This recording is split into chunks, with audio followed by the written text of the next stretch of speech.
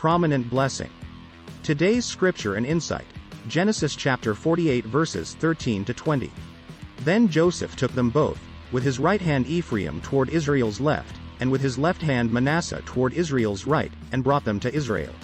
But Israel stretched out his right hand and put it on the head of Ephraim, the younger, and crossing his hands, put his left on Manasseh's head, although Manasseh was the firstborn.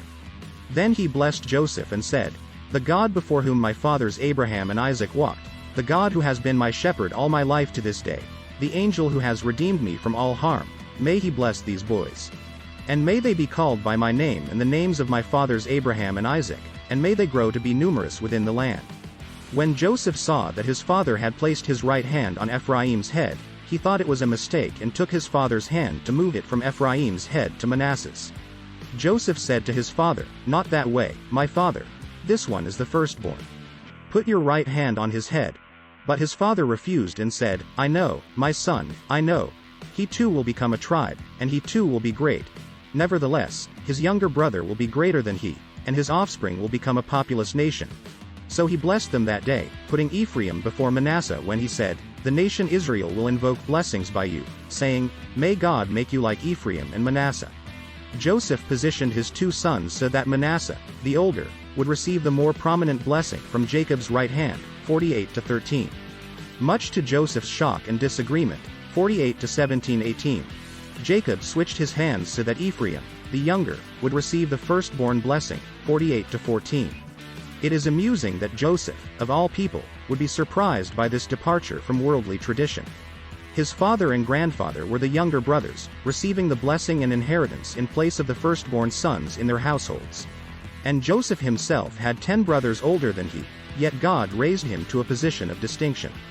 Jacob was simply continuing the pattern of reversal that God had used all throughout the history of the Jewish patriarchs, proving that God's ways are not ours.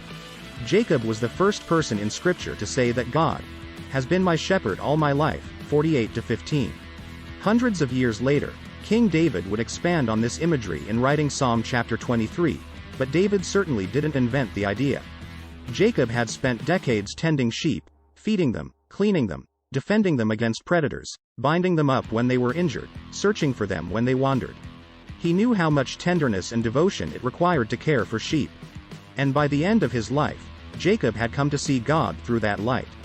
He realized that in all of his wanderings, God had been tenderly and devotedly providing for him, defending him, healing him, and searching for him. Jacob bestowed on Ephraim and Manasseh 2 blessings, reminding us of the wonderful chance that God offers grandparents today to speak hope and life into their own offspring's lives. The lesser blessing, that they grow to be numerous within the land, 48 to 16, is the sort of blessing that we all inherently want. It's a prayer for material prosperity. And God, in his faithfulness, would be quick to answer Jacob's prayer. But the greater blessing that Jacob gave was that they be called by his name and the names of his fathers Abraham and Isaac, 48 to 16. Material blessings come and go. In the end, we can't actually keep any of them. But to be included in the family of God is a blessing that bears fruit for eternity. Please like, share, subscribe.